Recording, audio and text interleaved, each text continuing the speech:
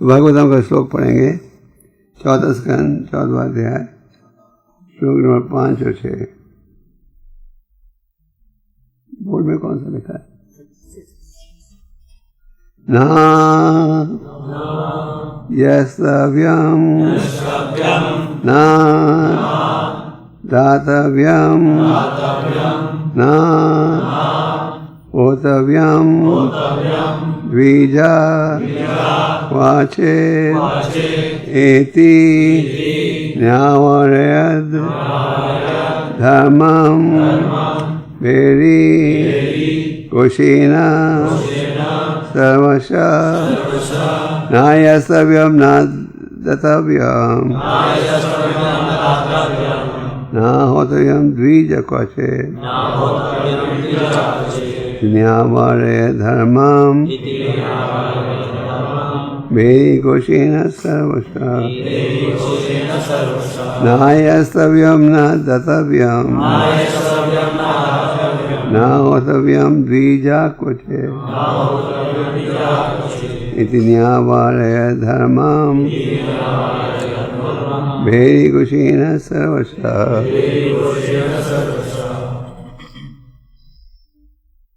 यस्तव्यम न दातव्यम न होतव्यम द्विजापचे धर्मम मेरी घोषेण सर्वथा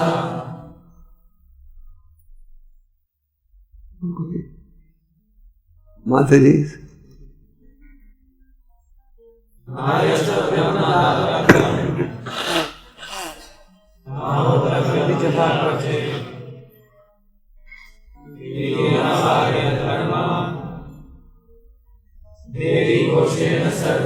शब्द नहीं यस्तव्यम एक भी यज्ञ को खाते ना तो दातव्यम कोई दान दे सकता था ना नहीं होतव्यम आहुति की जा सकती थी द्विजहा हे द्विजन्मा क्वचित किसी भी समय इस प्रकार नैवार्य रोक दिया धर्मम धार्मिक नियमों की विधियां मेरी ढिंढोरा या बाजा घोषेना शब्द से सर्वशः सर्वत्र।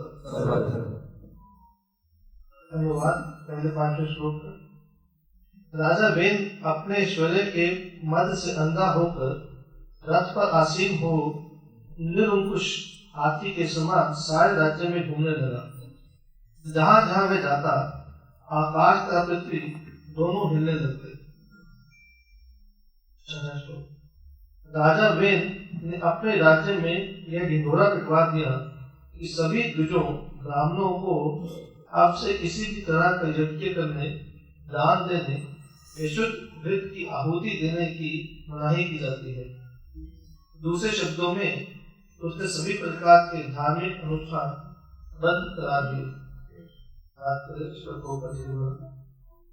जो कुछ राजा वेद ने हजारों वर्ष पूर्व किया था वह आज सारे संसार में नास्तिक सरकारों द्वारा किया जा रहा है।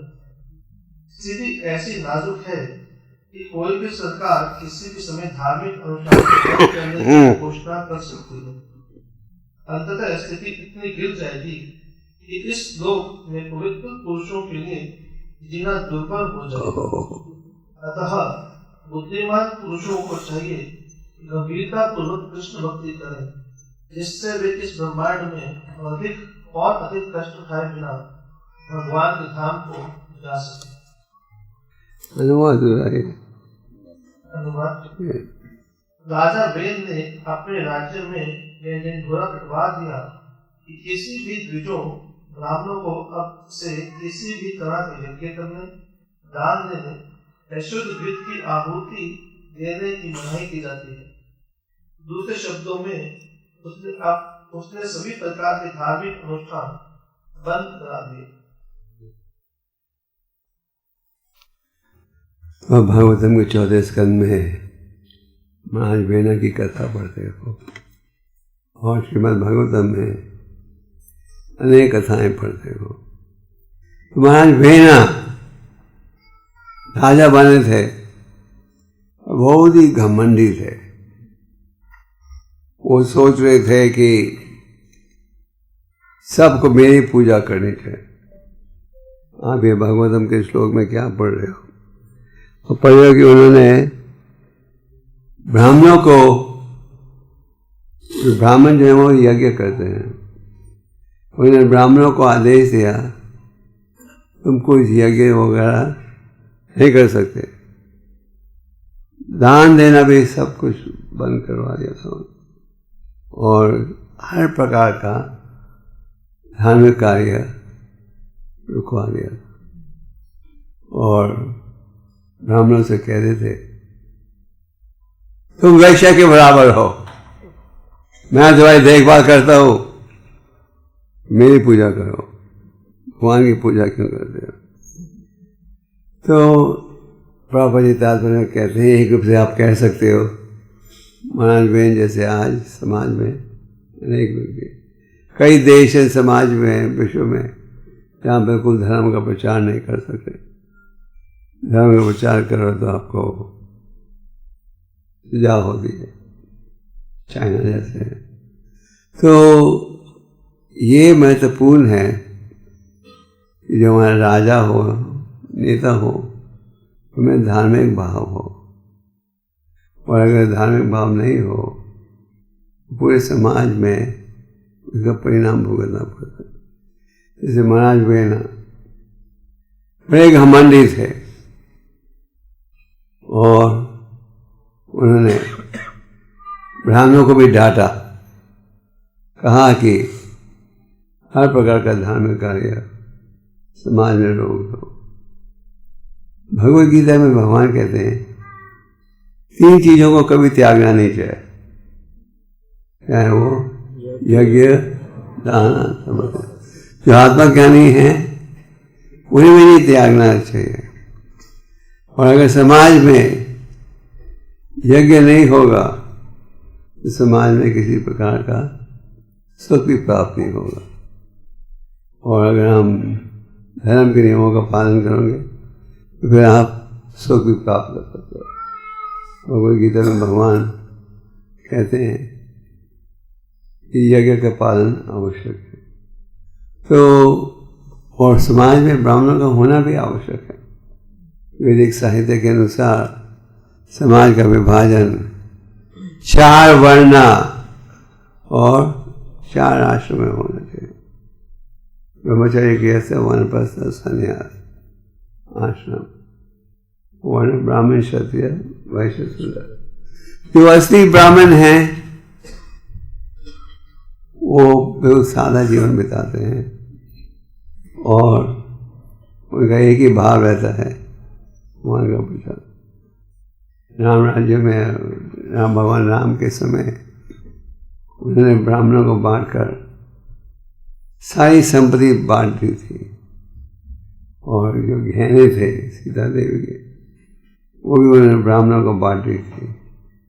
तो ब्राह्मणों ने उसी धरती स्वीकार किया, थोड़ा सा सब राजा को लौटा दिया।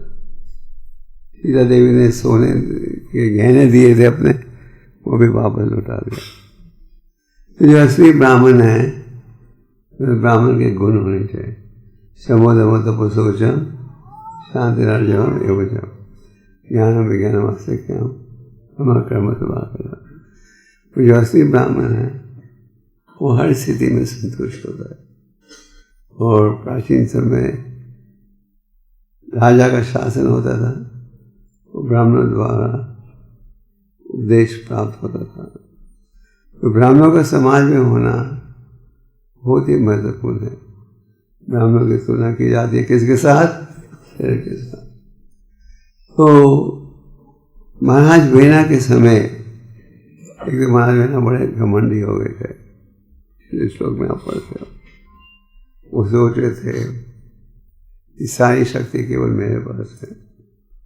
और उन्होंने हर प्रकार का यज्ञ रुकवा दिया। ब्राह्मणों ने देखा कि राजा इतना नास्तिक है, इतना घमंडी है, समाज में सारे यज्ञ रुकवा दिए। उसके कारण प्रजा जो है अत्यंत दुखी थी। आज अगर आप समाज की स्थिति देखो, यहाँ की दिन पे दिन धर्म का पालन समाज में कम होते जा रहा है। और आप देख रहे हो कि समाज की जो परेशानियां हैं तेजी के साथ बढ़ते जा रही हैं। जैसे ये 2018 इतिहास में चौथे नंबर पर है, सबसे गर्म साल था सारे विश्व में। आज आप पेड़ पढ़ते हो, ग्लोबल वार्मिंग, पूरी पृथ्वी गर्म होते जा रही है।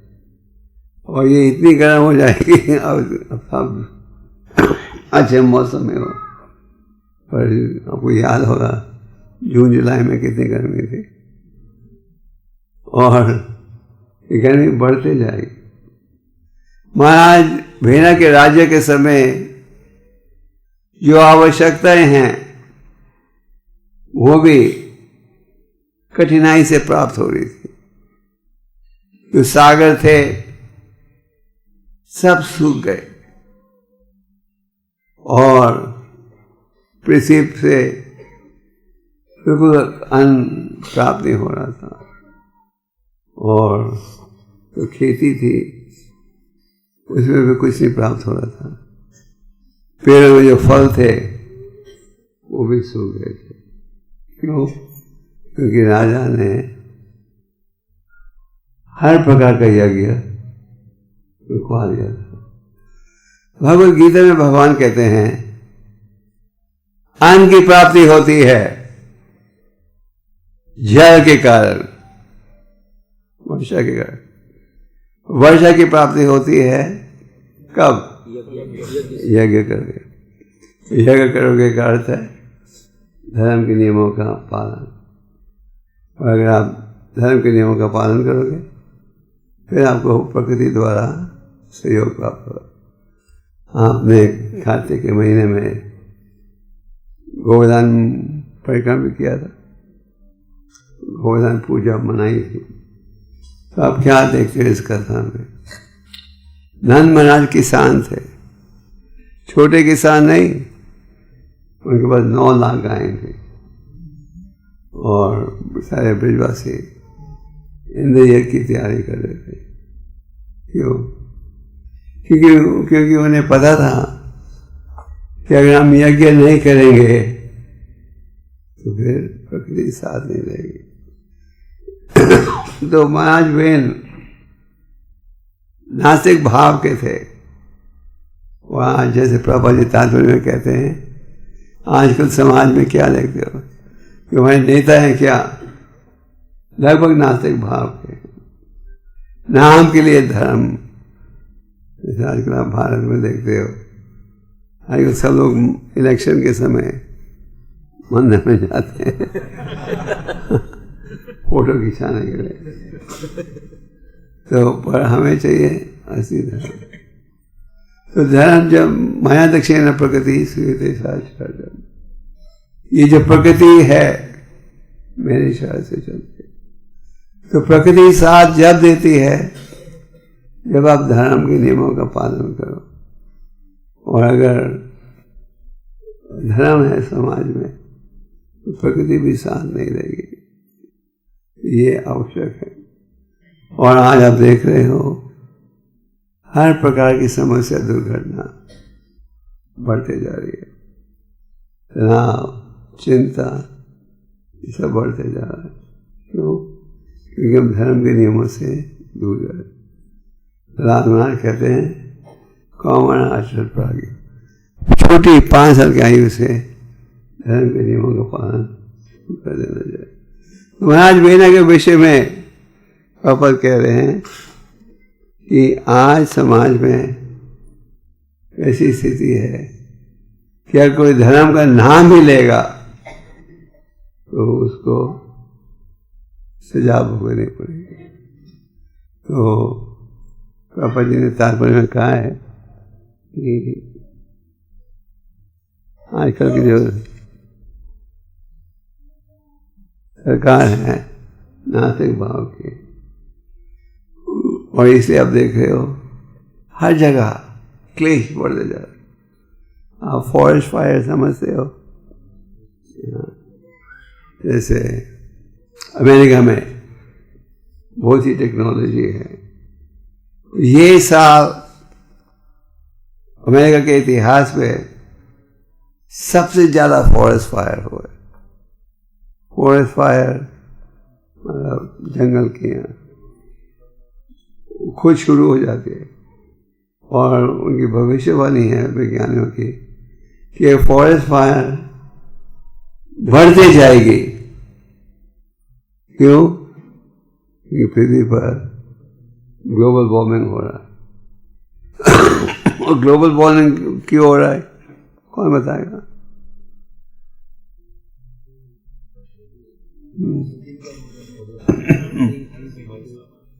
लालच, और चाहिए और चाहिए और चाहिए, 4 मोटरें चाहिए, तो उसकी कीमत भरो। क्या है कीमत? पोल्यूशन। पोल्यूशन जो है तेजी के साथ बढ़ते जा रहा है। खास करके दिल्ली जैसे शहर में, वहाँ दिल्ली पोल्यूशन इतना बढ़ गया है कि अगर आप सिगरेट नहीं भी पीते, आप रोज 25 सिगरेट का असर पड़ रहा है आपकी छाती। तो ग्लोबल वार्मिंग क्यों बढ़ते जा रहा है? क्योंकि हमें भौतिक सुविधाएं चाहिए, और चाहिए और चाहिए और चाहिए। आध्यात्मिक जीवन का लक्ष्य है सादा जीवन, ऊंचा विचार। भौतिक जीवन में हम क्या सोचते हैं? ऊंचा जीवन, सादा विचार। रहने के लिए हमें अच्छी मोटर चाहिए, अच्छी सुविधा चाहिए, और सादा विचार सोचते हैं पशु जैसे। तो प्रभा जी कह रहे हैं कि महाराज वेना का जो भाव था, आजकल के नेताओं में भी उसी प्रकार का भाव है। और इस कारण आप देख रहे हो कि पूरे विश्व में क्लेश, तनाव, चिंता बढ़ते जा रहा है। और अगर हमें ऐसी सुख चाहिए तो क्या है? कृष्ण भक्ति ये एक उपाय। तो महाराज वेना के राज्य के समय पूरा समाज दुखी था। आज आप सोचते कि लोग सुखी हैं, आप सोचते कि किसी ने कोई मर्सिडीज गाड़ी चला रहा है तो सुखी है, कोई सुखी नहीं है। अनेक प्रकार की परेशानियां हैं। तो महाराज वेन क्योंकि नास्तिक भाव के थे, सोच रहे थे मैं भगवान हूं। ब्राह्मणों का क्या कर्तव्य है? यज्ञ करना। ब्राह्मणों को भी यज्ञ करने से बिल्कुल रुकवा दिया था, जिसके कारण समाज की परेशानी बढ़ गई। तो आज समाज में आप क्या देख रहे हो? वही वातावरण। सरकार किसी प्रकार से धर्म के कार्य में सहयोग नहीं देती। लोग यही नहीं समझते कि असली धर्म क्या है, और इस कारण अनेक प्रकार के क्लेश हैं, और ये समस्या बढ़ते ही जा रही है। चाहे आप एक पार्टी को वोट दो या दूसरी पार्टी को, जब तक हम आध्यात्मिक ज्ञान को नहीं पालन करेंगे सुख की प्राप्ति असंभव।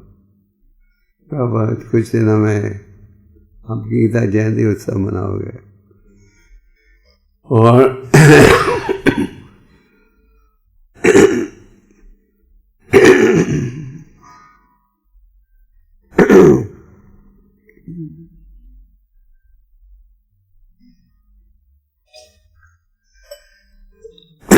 प्रभु जी की इच्छा थी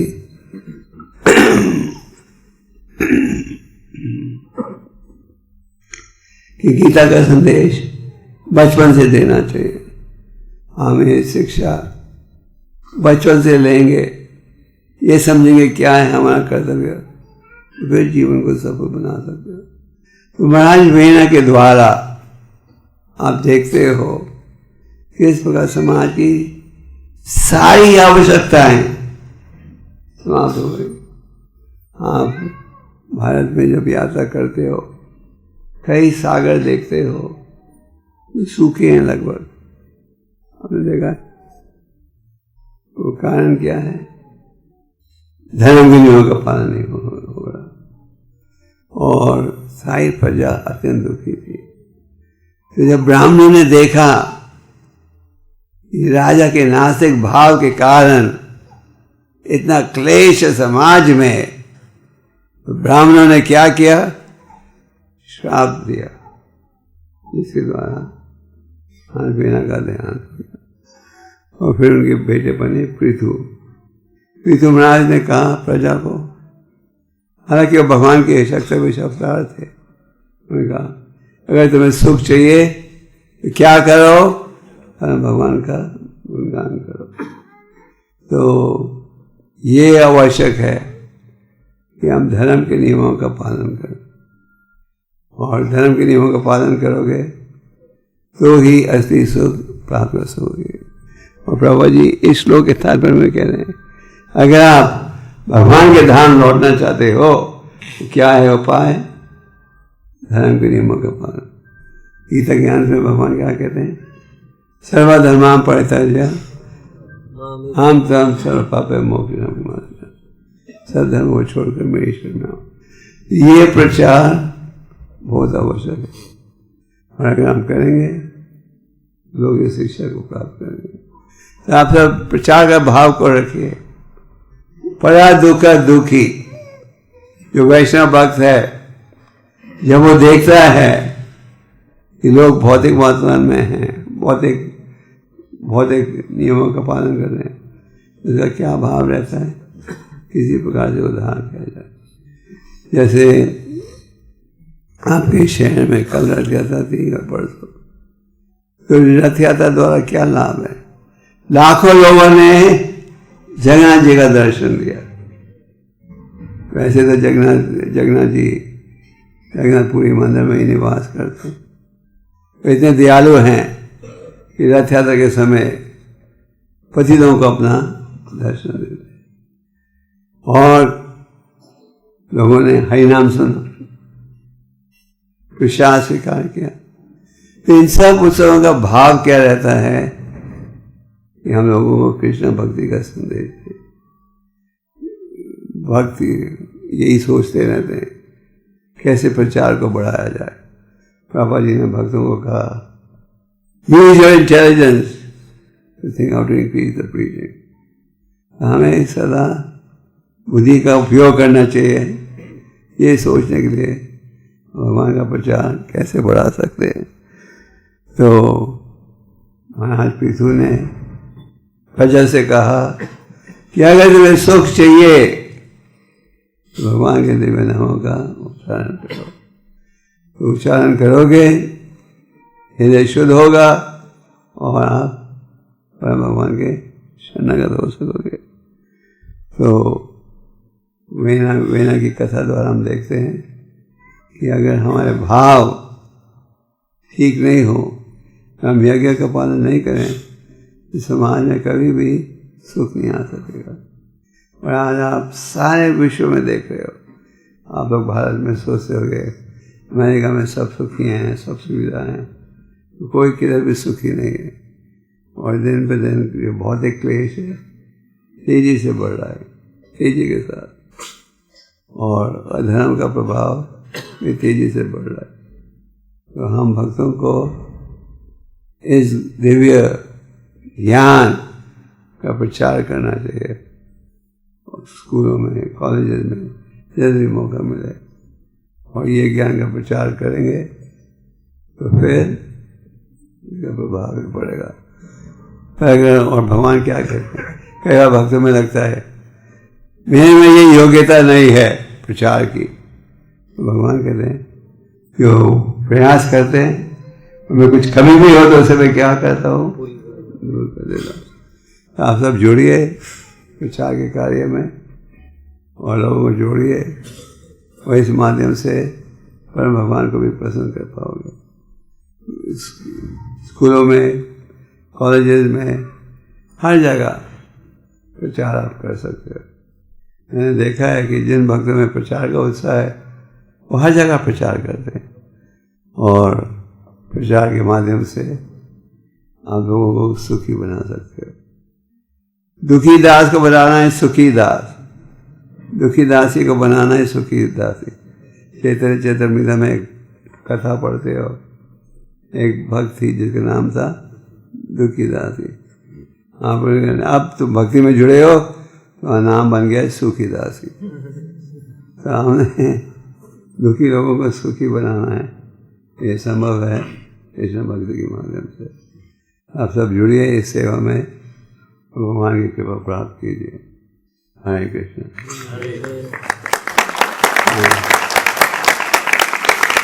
कोई प्रश्न? हाँ पूछिए, मेरे 10 मिनट में। हाँ मन व्हाट टाइम? हरे कृष्णा। परम सत्य महाराज श्री, हरे कृष्णा। परम सत्य महाराज श्री, आपको हार्दिक रूप से आभार और धन्यवाद, आपने अपना कीमती आशीर्वचन प्रदान किया। प्रश्न यह है कि जैसे आपने आजकल सामयिक विषयों पर भी इस श्लोक के माध्यम से प्रकाश डाला, ग्लोबल वार्मिंग और क्लेश।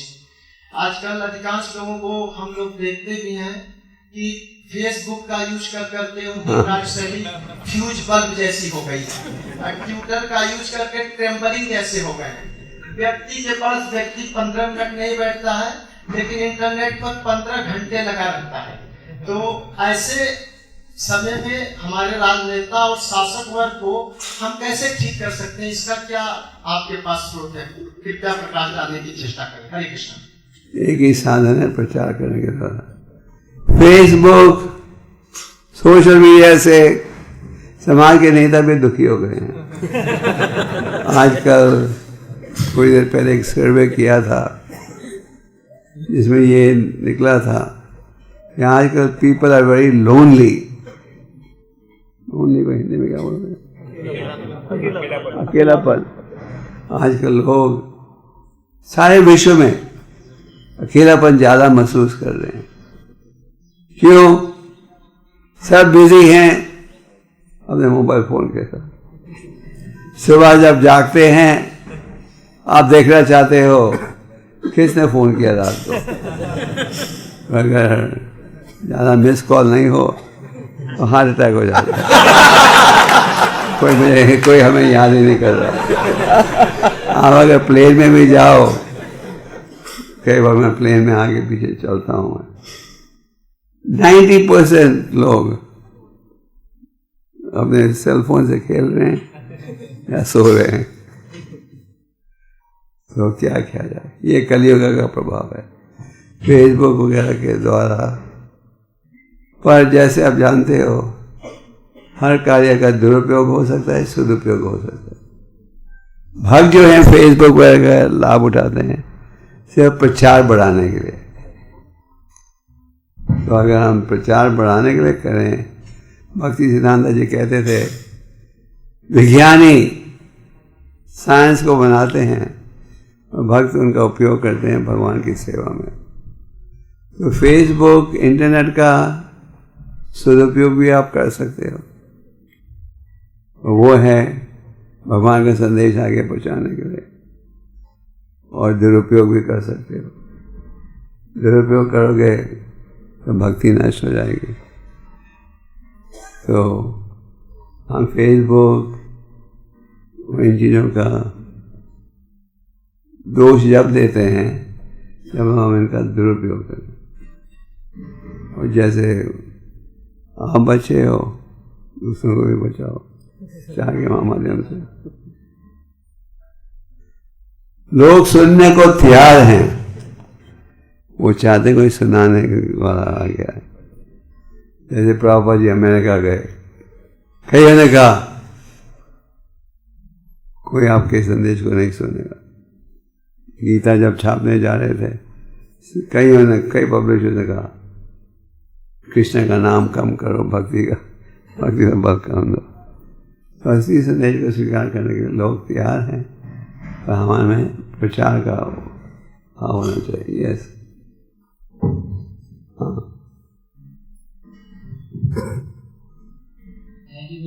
कल बहुत मेहनत करके ये बुक डिस्ट्रीब्यूशन कर रहे थे। आपने कितनी बुक्स की कल?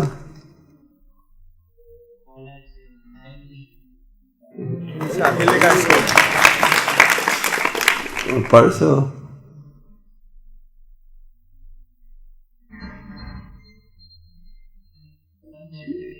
135।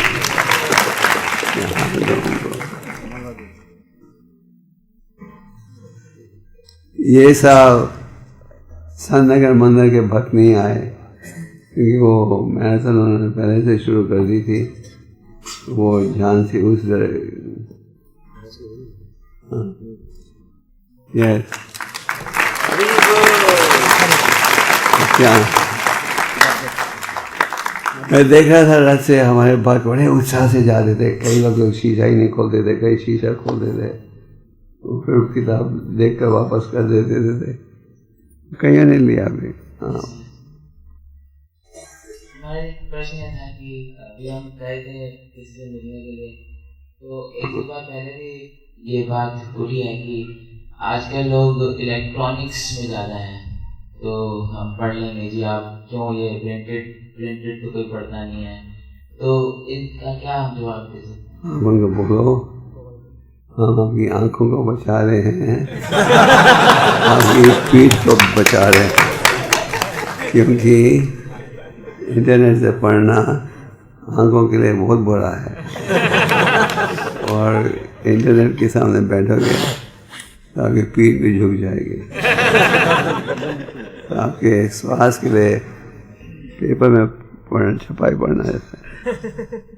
पर ये बात सच है कि कई बार लोग कहते हैं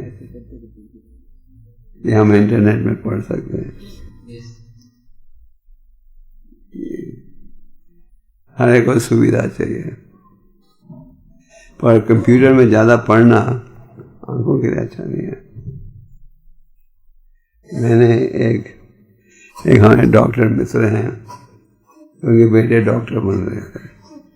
तो मैंने उनसे पूछा, अगर बेटा किस ब्रांच में डॉक्टर बनेगा? कहता है आई डॉक्टर। मैंने कहा आई डॉक्टर क्यों? कहता है भविष्य में उसमें ज़्यादा कमाई होगी। लोग कंप्यूटर के सामने बैठते हैं, आंखें खराब होती हैं। तो हम उनको बचा रहे हैं। और कोई? यस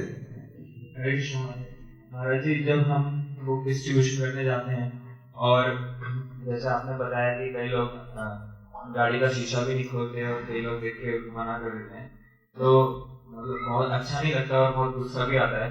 मतलब ये हमारा नहीं, एक तरह से भगवान कृष्ण के संदेश का मतलब वो आप क्या कह जाए, लोगों की बुद्धि यदि नष्ट हो गई। पर जब भी गीता को देखेंगे उसे भी थोड़ा सा लाभ है।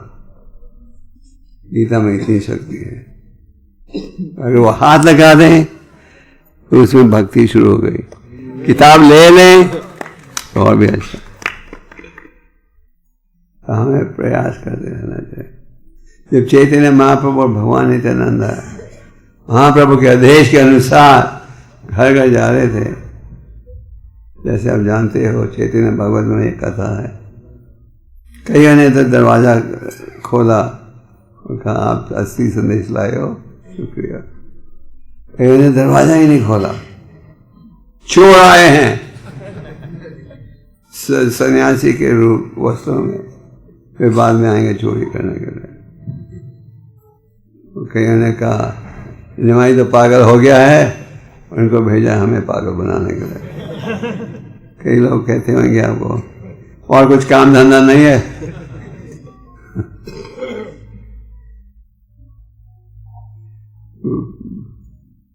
विचार करोगे तो बेइज्जती के लिए भी तैयार रहना चाहिए। ये नहीं कि बेइज्जती करेगा तो हम प्रचार बंद कर देंगे। और ये भी नहीं सोच के चलना चाहिए कि हर व्यक्ति से हम चर्चा करेंगे और जरूर ग्रंथ लेगा। इच्छा है बड़े साहब। और कोई प्रश्न? माता जी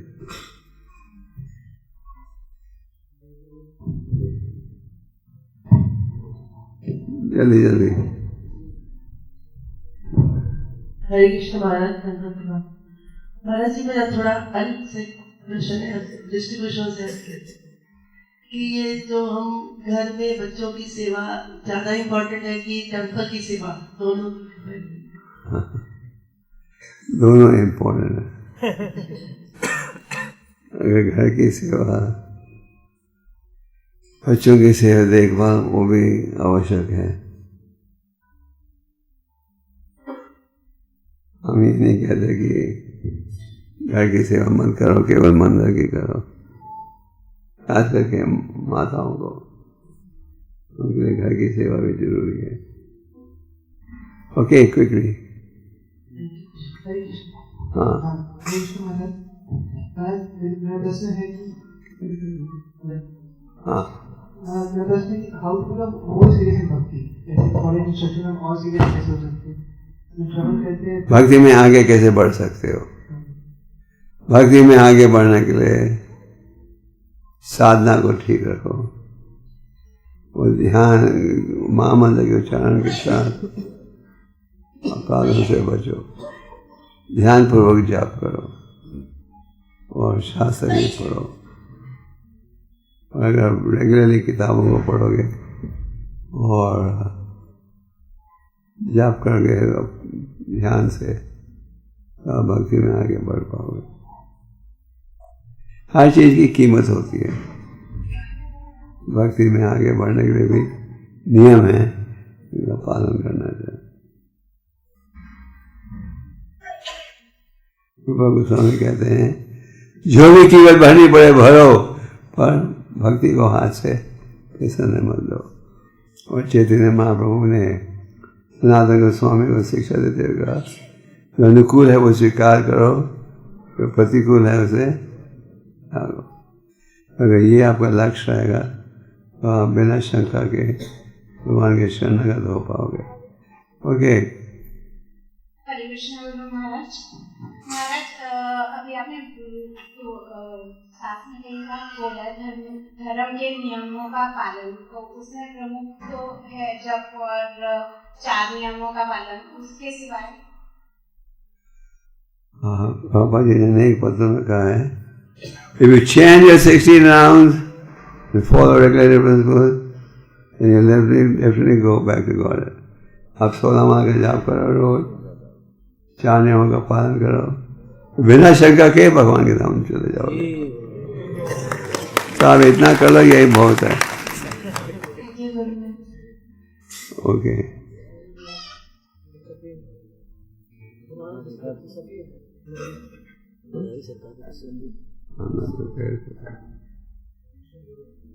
हरे कृष्ण गुरु महाराज जी, मेरा प्रश्न है कि हम लोग रोज तो डिवोटीज के साथ एसोसिएट नहीं हो पाते 24 घंटे, हम नॉन डिवोटीज के भी साथ एसोसिएशन में आते हैं, तो सब उनके साथ बात करते वक्त किस तरह अपनी भक्ति की चेतना जो है वो मेंटेन कर सकते हैं?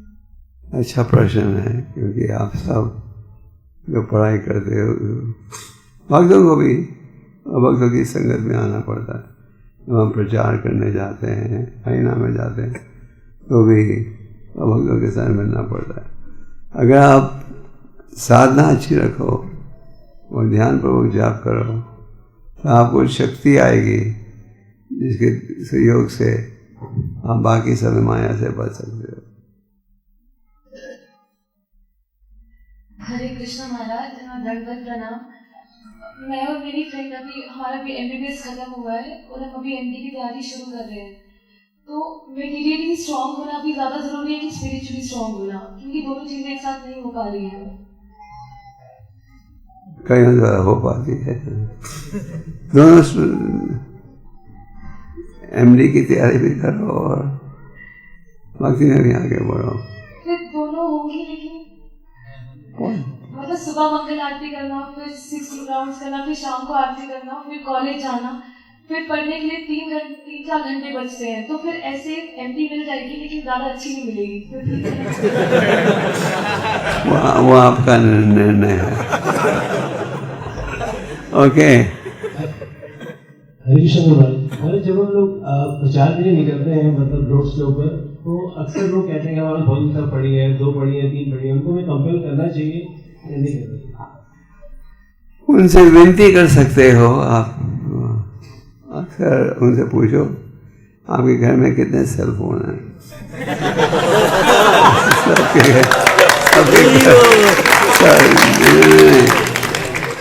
सबके घर में 6, 7, 8 सेल फोन तो हैं, हर एक के हाथ में पास 1-2 हैं। आप विनती कर सकते हो कि आप लेकर दूसरे को दे सकते हो। जो लेना चाहें वो लोग जरूर लेंगे। हाँ,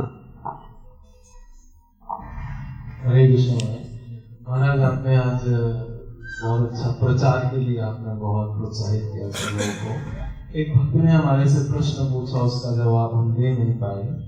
उन्होंने कहा कि जब हम प्रचार करने के लिए जाते हैं तो एक कभी-कभी इंस्टीट्यूट और जो हमारे बहुत सारे अथॉरिटीज होते हैं वो भी हमारे बीच में कई बार ऐसा लगता है कि हम उनके संग में रहकर आगे प्रचार कार्य नहीं कर पाते हैं, या उनको कई बार लगता है कि इंस्टीट्यूट और कभी-कभी हमारे अथॉरिटीज हमारे बीच में बाधा बन जाते हैं। ऐसे समय में उनको क्या जवाब देंगे? नहीं, अथॉरिटीज का कर्तव्य है, वो इच्छा है आपका सहयोग दे, कोई बीच में नहीं आना चाहता। पर ये नहीं कि अगर कोई गलत काम कर रहा है और हम सुधारें। कलयुग में किसी को किसी की अथॉरिटी नहीं चाहिए, हर व्यक्ति स्वतंत्र रहना चाहता है। अगर कुछ बोलो तो हम कहते हैं ये पॉलिटिक्स है। पॉलिटिक्स है मतलब कि हमारे से हाँ में हाँ नहीं मिला तो वो पॉलिटिशियन है। ओके, एक और आखिरी प्रश्न। हरे कृष्णा प्रभु, हरे Krishna. Yes. I was reading the introduction to Srimad Bhagavatam yesterday, in which Prabhupada writes that the Lord's only criterion is the standard of devotional service. He does not see the outward dress, body of a living entity. He is only concerned with the inner soul and its activities. So how to keep these bodily considerations out of his call? They keep coming back in. What do you mean by bodily considerations? Bodily considerations means all bodily considerations, the 8 elements that it's made of the body. They keep them out. You see, to go beyond the bodily concept, it takes time. You can't expect, today I started chanting, for tomorrow I won't have any bodily attachment. You keep chanting, endeavoring, and gradually you'll get to this stage where you can go off the bodily concept. Don't expect it will happen overnight. Okay, अभी हम समाप्त करेंगे class, मुझे महामंत्र प्रभु को मिलना है। Okay, शाम को एक और लेक्चर है। Nanmaj, you will announce Sham? Okay, last question. मतलब कई बार हम प्रयास करते हैं अच्छी साधना रखने का, सेवा भी अच्छी करें, और फिर भी जो भौतिक विचार है और हम पूरे अपने जितना हम कर सकते हैं वो श्रद्धा से गुरु और कृष्ण की सेवा वो नहीं कर पाते प्रैक्टिकली, लेकिन हमारी इच्छा है, तो कमी कहाँ पर है हमारी? Try and try again. You will succeed at last. वो सुना है पहले, प्रयास करते जाओ। अड़चन आए, कठिनाई आएगी, अनेक प्रकार की अड़चन का सामना करना पड़ता, प्रयास करते जाओ, फिर भक्ति के मार्ग में सफलता प्राप्त होगी। प्रभुपाद ने कहा आप एक कदम उठाओ भगवान की तरफ, भगवान 10 कदम उठाएंगे आपकी तरफ। इतना बड़ा डिस्काउंट कहाँ मिलेगा आपको? एक कदम उठाओ, भगवान 10 कदम उठा दें। थोड़ा सा प्रयास करो, अगर प्रयास करोगे नहीं तो फिर ओके। हरे कृष्ण।